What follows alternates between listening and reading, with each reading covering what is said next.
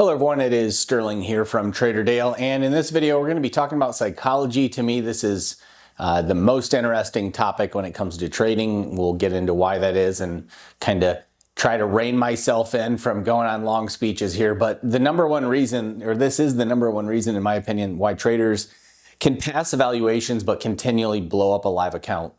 It doesn't mean they won't blow up an evaluation account from time to time, but the train really comes off the tracks once the account goes live. You might see a little consistency, but as soon as there's a little bit of drawback, that's when things go down a negative path. And so in the 20 years that I've been trading, what I'm going to really kind of cover is kind of the meat of how you can fix this, right? This is a very long topic.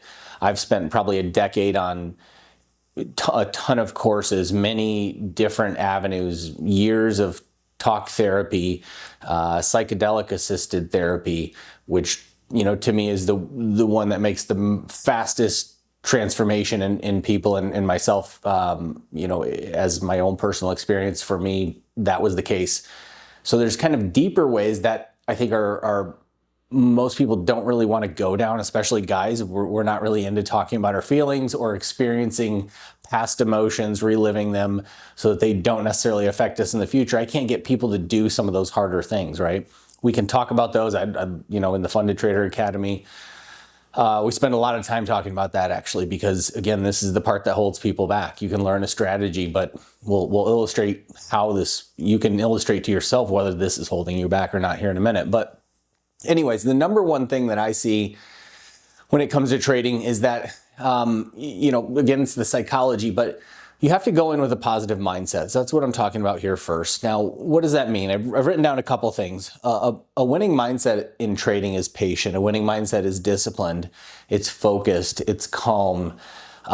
It's all the things that you can't be when you're revenge trading, when you're over trading, when you're trying to search out an entry because you're FOMOing because the market just happens to be moving and you didn't get a quality entry. Those are all things you can't really do. So how do we manufacture this mindset? Well, it's difficult to just say, okay, well, I'm calm or I'm patient. So we have to do things in advance. We have to potentially, put some building blocks in place, if you will, to build towards this mindset so that we can be that way in the trading environment. Now, it's going to get a lot more deep, but we're starting shallow with some basic checkpoints for you. Number one is, do you have a written trading plan? It's impossible to be patient if you don't know what you're waiting for.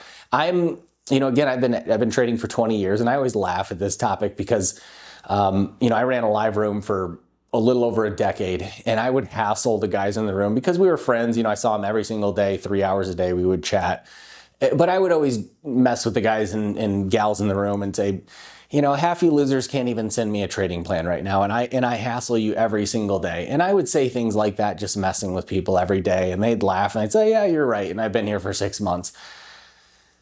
The educator can do a certain amount, but there's a point where if you haven't defined your strategy in a written plan and you wonder why you're not trading in a patient manner, a disciplined manner, a focused manner, a calm manner, why you revert back to revenge trading, over trading, system jumping, double down, flip and reverse, why you revert back to those things. Well, if you don't have a trading plan, that's a very good starting point.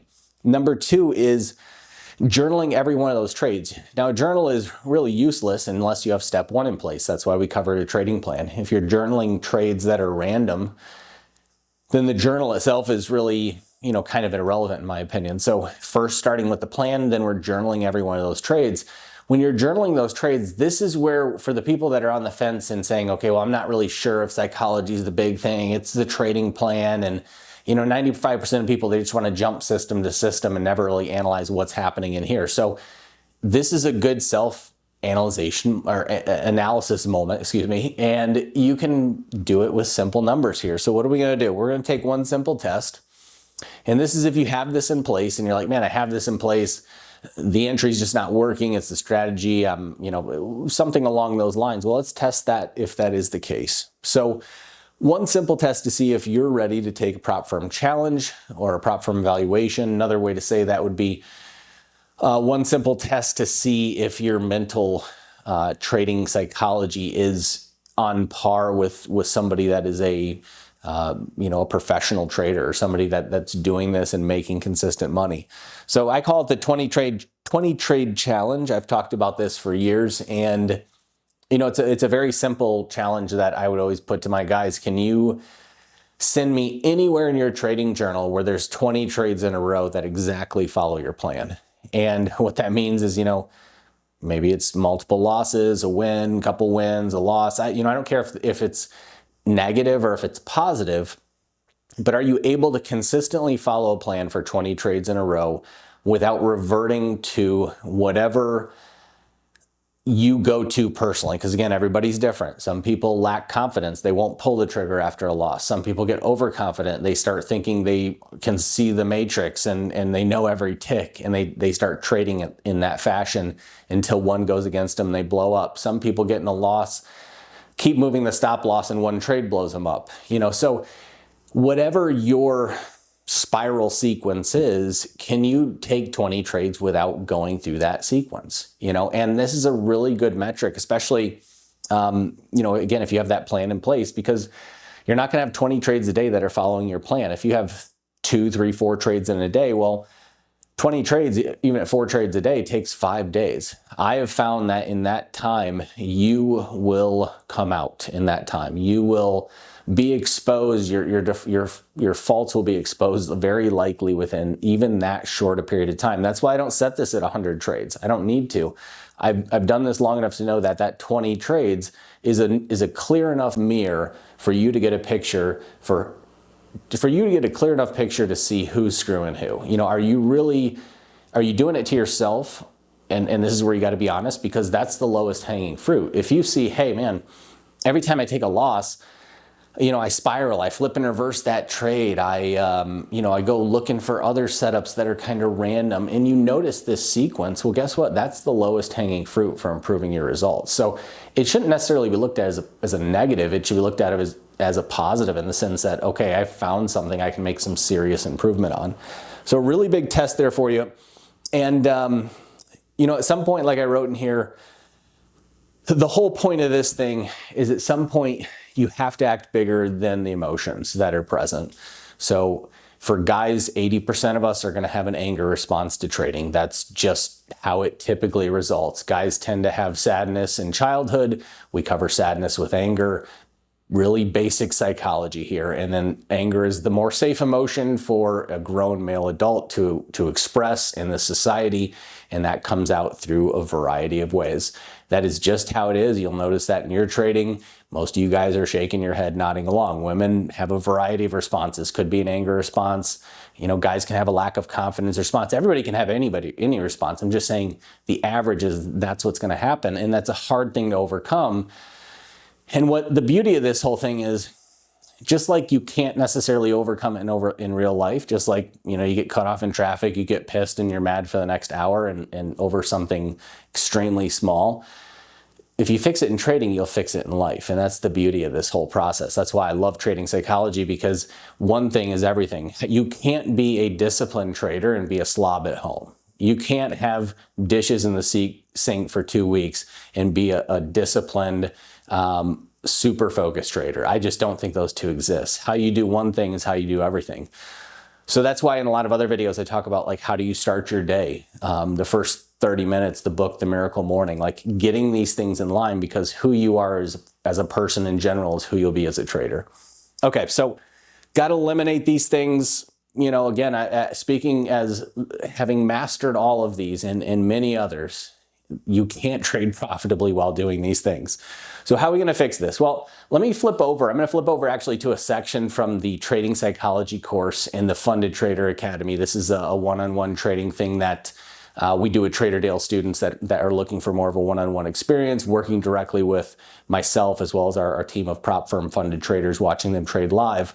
One of those aspects that we need to clean up is psychology here. So I'm going to flip over to that video or that section here on the screen, and we'll kind of cover that and a little bit more useful information here on, okay, I've recognized a problem. Now, how do I go about fixing that, right? Like Sterling, okay, you've pointed out the problem. Thanks for showing me the problem. Well, how do we fix that? All right, let's go ahead and look at that, get to the fix, and get you started in the right direction there. So Hey guys, before we go on to the next point, I wanted to spend 30 seconds just to show you the Funded Trader Academy.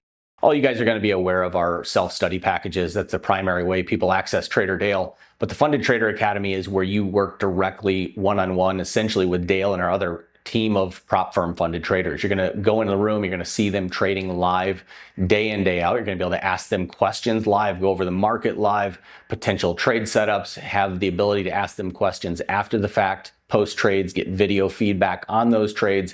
Really just a white glove hand-holding service, ensuring that you're making progress towards becoming a profitable prop firm funded trader. So if you want to learn more about that, you can click FTA in the main menu of Trader Dale. You'll see the ability to book a call. You book a call, learn more about the service, and see whether it's right for you or not. All right, guys, let's get back to the video. All right, so we're going to give you guys kind of the abridged version here, a little bit more simplified. But what I'm also going to do is I'm going to give you a name, and the name is a guy named Jared Tendler, Tendler. Again, I've studied many different courses in trading psychology over the last decade, and from that perspective, that's kind of a focus of where you're getting assistance from, which we're going to talk about here, which is kind of a, what model can I use to get more in tune with what I'm doing wrong from that perspective at home as I'm trading. That's kind of what we're talking about here. Again, many models for that. This is, to me, what I've found to be the most effective in seeing it actually applied to traders and work. So if you want more information on Jared Tendler, psychology is extremely deep. He has a ton of information. I have no association to him personally from a business or personal standpoint. I just liked it personally, and in my experience, it's been very proficient in assisting traders make that turn without doing some of those more advanced things like we talked about a little bit earlier. So to begin with, what happens in a trade is that he has essentially identified 8 things tend to occur prior to the mistake, or 7 things prior to the mistake, the 8th factor being the mistake itself. So the first thing is going to be the trigger. There's going to be something that happens. It's maybe you had a win, maybe you had a loss, maybe the market ran off without you, it missed your entry by a couple ticks, and now you're FOMOing really bad. Missed your take profit, came back, hit your stop loss. Whatever it might be, some type of trigger that causes you to have some type of thought. Whatever that might be. Oh, the market's always screwing me. Or, again, going down whatever negative thought pattern. I'm never going to get this. Oh, I'm such an idiot. Usually some type of internal self-deprecating talk is typically, a common thing people will go to. So that would be the second thing. The emotion that comes along with that. That emotion, in many other videos, I just talk about how the way you deal with loss is set between the ages of 0 and 6. This is not my opinion or some, brilliant sterling breakthrough here. This is base psychology of how the mind forms. 0 to 6 gives you your lens for life. If you experience a lot of loss in that time, if you had one parent and a lot of uncertainty, as most of us do, a lot of us do, maybe food scarcity, whatever it might have been, these things will give you a lens on how you view life. And often loss later in life will trigger this very similar emotions to what were given you in that 0 to 6 age and how you were taught to deal with it. Again, 2-parent household, and dad comes home and you had a problem and he walks you through it, gives you a solution, that solution works, and then that happens 5, 10, 50, 100 other times. Well, guess what?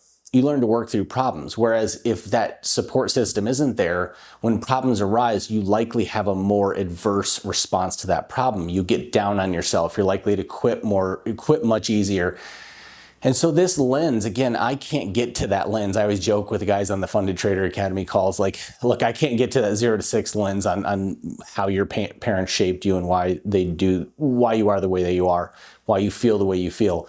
That's in those deeper things we've talked about if you really want to get to that. But what you can do is you can learn to feel that in the moment and then choose to not act on that. And that's what this is really about. So when that emotion comes up, it's often, again, a deep emotion. Your entire life have been acting on these emotions you've been given through that childhood of how you're supposed to respond when a certain stimulus occurs. This stimulus means this. Somebody cuts me off in traffic, they've offended me. That's how some person might take it. Another person might take it as, oh, they must not have saw me. I hope they have a good day. So that internal lens between those two individuals was not developed that day. That internal lens is who those individuals are, and that was developed very early on in life, along with genetics and many other factors, right? So that emotion gets triggered. It's very deep. The behavior, again, is ingrained, often self-destructive behavior, especially when it comes to trading. We have, this is where we start to maybe look at different setups. We start flipping between time frames. We're going to 1 minute, or we're starting to narrow down. Maybe you're an hourly chart trader. Well, now you're looking at the 15, the 5, the 1 minute. Now you're on the 500 tick chart. Well, you're focusing in, your behavior is focusing in on the chart, trying to make something happen. You're changing your behavior. Your actions begin to happen. Behavior and actions, kind of the same thing in this case. These kind of run together, in my opinion. A little bit of separation between them. But the change in decision making ultimately happens where you begin to say, okay, well, if it's not doing this, well, maybe this is happening. You have a less coherent plan you're putting together in the moment based on movement in the market rather than rational thought, rather than a well thought out plan that wasn't driven by emotion. You're now being very driven by that emotion. Then it creates a change in market perception. Yeah, that's exactly what happened. Okay, that's what that means. Okay, yep, we're going to catch this run. I'm going to double the position, make the money back. You put on that trade. It happens to be just a little liquidity sweep before continuing off. You've made the mistake. You take triple the loss. Things could get worse from there, likely do get worse from there, where a bunch of random chasing trades occur from that point. So the faster we can stop you in this sequence, the better, right? If I can get you to win, what I always say is, once you're here and you've taken 3 revenge trades, what's happened is you've dumped a massive amount of stress chemical in your body, right? So physically, that takes an extreme amount of time to wear off. And that causes, what will also happen, more importantly, I guess I would say, or equally at the same time, is your frontal lobe is shutting off. The more emotion is driving you, the more logical thought of that frontal lobe is shut off. So by the time you're 3 revenge trades deep, you're done for the day. The only advice I'd have for you is pull the plug on the day. It's done, it's over. You're not making any more logical decisions for the rest of that day. So that would be my recommendation. If instead I can get somebody to have the trigger, maybe they take a loss again, and then they have the thought, oh my God, it's happened again. I thought I was on the right track, and then I have this loss. And then I can get them to go, oh, you know what? Which is what we're going to go to the next step, which is inject logic. And I can get them to go, man, do the best traders in the world take losses? Well, if they do, and I've taken a loss, that doesn't mean I'm a bad trader. It just means that this is a loss, period. That's it. It means this trade's the loss, period. Doesn't mean anything about you as a human being, your value, your knowledge, whether you're intelligent, whether you're stupid. It just means that this was a loss, period. And if I can get you to the point where you recognize that thought, you inject the logic, you've likely dumped some stress hormone, right? The trigger itself dumps some stress hormone. And that in and of itself begins to shut down blood flow to the frontal lobe. But if I can get you to inject logic, you go, you know what? Yeah, I am pissed. And even though I know logically the best traders lose, I'm still irritated. And so I know I can't trade in that environment or in that space. I need to go take a 20-minute walk. If I can get you to take a 20-minute walk in that moment, you're going to get rid of all the stress hormone. You're going to turn your frontal lobe back on. Science is very clear about that. Blood flow to the frontal lobe, 20-minute walk. It's, one of the easiest fixes for that. So what's the difference between those two traders? Well, one guy's 3 revenge trades deep. One guy's 1 loss deep. Both start with a loss. The other guy takes 3 other revenge trades and is blown mentally for the day and the account. The next guy takes the loss and then recognizes this down chain of events, and instead of spiraling, takes that walk, comes back, and maybe puts on a good trade for the day. Ends up with a profit, potentially ends up not taking a trade. That's also a win. Maybe comes back and takes a loss too. That's possible. I can't say it's not possible, but if it's a good loss, then I'm okay with that. So either way, the main point is they're coming back and they're making logical trading decisions, which is the entire point there. So what is the second thing here? Well, the second thing is injecting logic. And it's pretty simple. You know, you've caught this somewhere in the sequence. And so this, I guess I should follow this up by saying, you know, in the Funded Trader Academy, we have a journal that you process and you track this through. You guys can make your own journal. Like, it's not rocket science here. Get an Excel folder out, you know, get your date, put the trigger in there, put a little spot next to it so you can write what the trigger is. Like, you know, I'm not doing the work for you here, but again, I think if we're putting in the work, like, this is a pretty simple thing you guys can do on your own. You could probably download it from Jared Tendler's website as well. I think he might have one for you to download. You know, they're free now that I think about it as well. So make sure you're doing that with every trade. The more you know, the more you can identify what your trigger is, the faster you can go from maybe catching it here at the mistake and going, oh, I only took one revenge trade. Well, that's better than 3. But if I can get you to, when you're starting to flip from the 5 minute to the 1 minute to the 500 tick chart, catch it there before the mistake, well, that's pretty good too. Well, you're pretty deep in the sequence still. But when I can get you up here to when it's the emotion or the thought, that's really the key. And then if I can get you up here at the trigger where it's like, you just know how you are, and when something happens, you do X, you know? And so the quicker we can get you to recognize it, the faster we can get you in this 1 to 3 range. I think that's really the reasonable sweet spot. You know, emotion, a lot of times that's the one where you're feeling it and it's like, ugh, and you can really catch it, learn to catch it in that moment. But you need to start journaling it. And especially for guys, feeling what you're feeling in the moment is not as easy as you think it is. It's just not. We've been trained to not do that. And so some guys can, but a lot of guys will struggle with this. And that's why they'll always struggle, you know, repeating those same mistakes. It's, you know, why they say to themselves many times, God, why do I keep doing the same thing over and over? I know what to do. I just keep doing the same stupid stuff over and over. This is the problem. Okay. So talking about the journal, how to fix it, yada, yada, I go on here a bit further to the fix. And this is something where I'm not going to spend a ton of time on this because, again, this is the abbreviated version of this.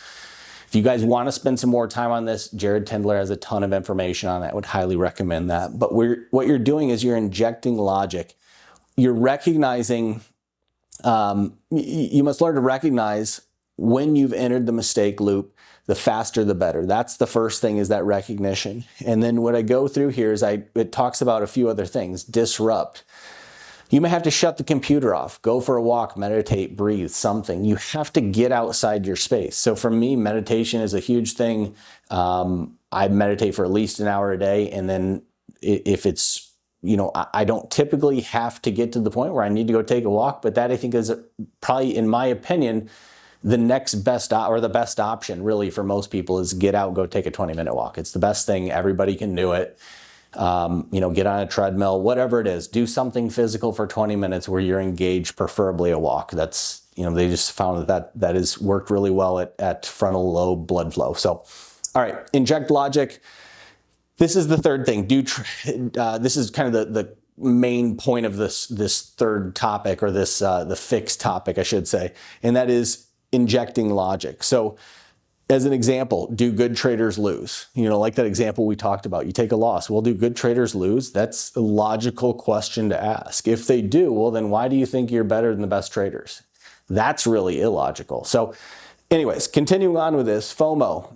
Listed a few other things here. The market is a constant stream of opportunities. Is that not true? Are there not going to be other opportunities when you've taken the multiple terrible trades on the day, and then 30 minutes later you see the most A-plus setup trade come together, but you can't take the setup because you've blown the account for the day, and you watch the trade run off as just a beautiful trade, and you're sitting there going, God, if I could just have the patience to wait for the right setups. Key point there, FOMO. Okay, what else can you do within that? Well, go do something. Go for a walk. Set alarms on your phone and say, you know what, I'm going to go meditate for 20 minutes. I'm having a hard time keeping my hand off the buy or the sell button. Let's get out of there. Let's figure out a way to avoid this. Fear of failure. Sometimes the greatest risk of all is staying on the sidelines. Without a doubt, that is, you know, if you want to make money, money is going to be risked. That's just how it is. And again, especially when it comes to, you know, you look at 2008, I knew a lot of guys that didn't really ever want to invest after 2008. And what has that done? So you have to get involved. You have to be involved at the right times. And that's the key, is being patient so that when you do get involved, that fear is extremely lessened based on the fact that you're getting involved in the best possible setup. Hating to lose. Even the best traders take losses. Again, going back to that first point we talked about. Mistake tilt.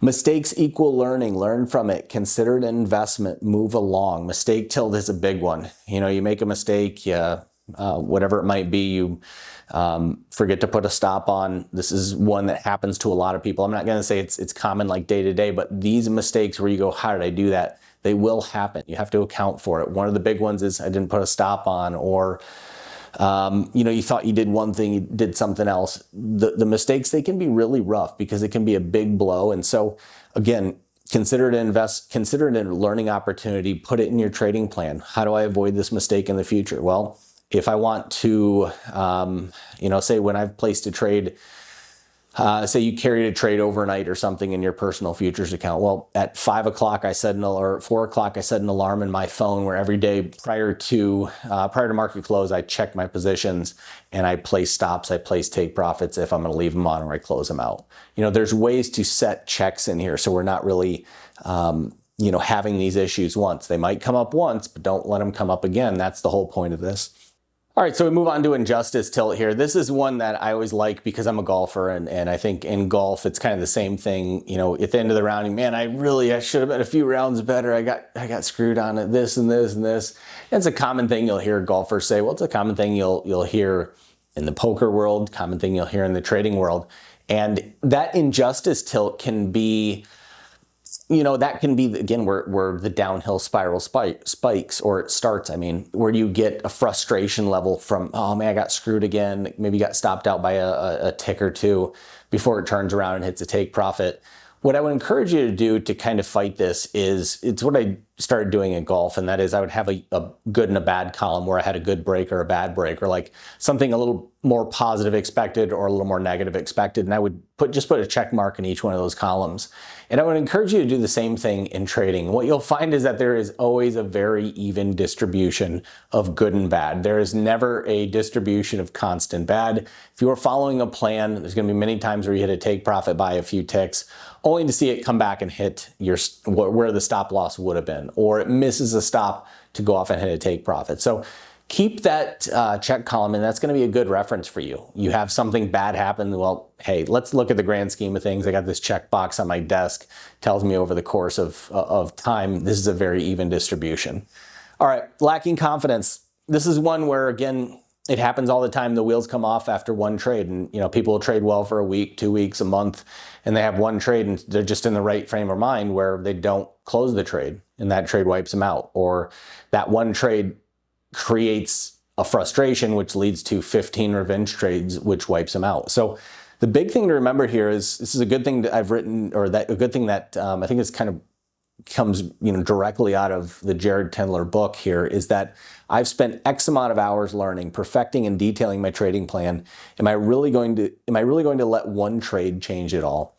That's a good thing to keep in mind. I wouldn't mind, you know, I think that's a good thing if somebody had on their desk as just a saying, if you keep making these really big mistakes and blowing up accounts, put that on your desk. Do you have a plan? You have a journal, you're doing it, you're doing everything right, you go live and then you blow up. Okay, well, having something like this on your desk where you can keep one trade in perspective is going to be really important for you. So something to consider.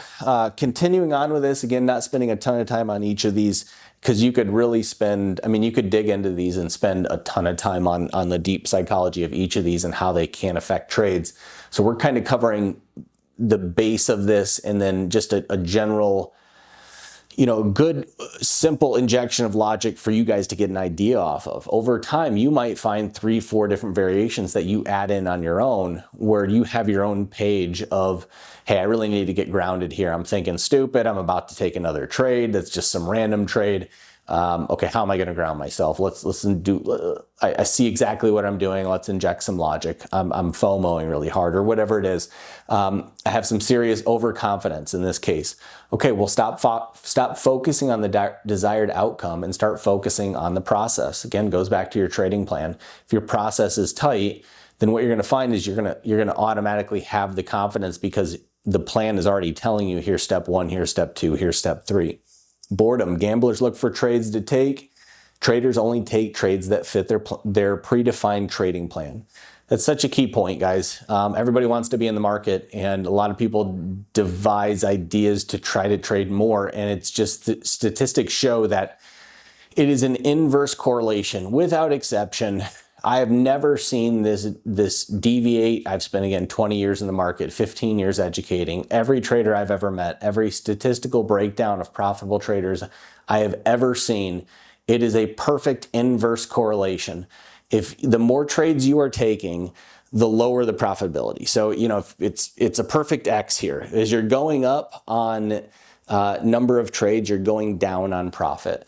That is just how it is. And so when it comes to taking boredom trades, this is going to be a killer for you. If you're taking 10, 20, 50% of your trades are boredom trades, just trying to see some action, maybe on small positions, well, you're taking focus away from the really good setups. You're taking mental capital away from getting in heavy on a good setup and then being able to sit with that emotion that's a little bit troubling when you do take a heavier position to begin with.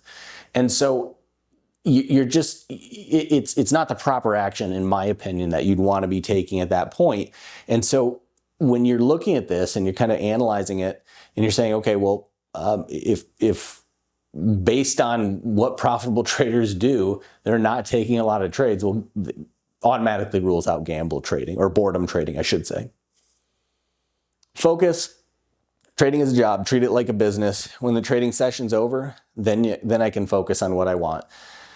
Really key point here, guys. A lot of guys have, maybe this is the way you trade, but they have 100 things going. They got 5 streams going, CSNBC going, whatever else it is. They have Twitter going in one hand, everything going at once. And in my opinion, when it comes to trading, the simpler your plan is, the better. The simpler the plan, the more repeatable the plan, obviously, the better, because you are always going to be the biggest variable in trading, making deviations from what you should be doing. So when it comes to your focus, you really have to have a set focus on what you're doing. Pick a time to trade during that day. And then if you find yourself getting distracted, coming back to this, hey, this is a business. I'm treating it like a business. I trade between 9 and 11:30.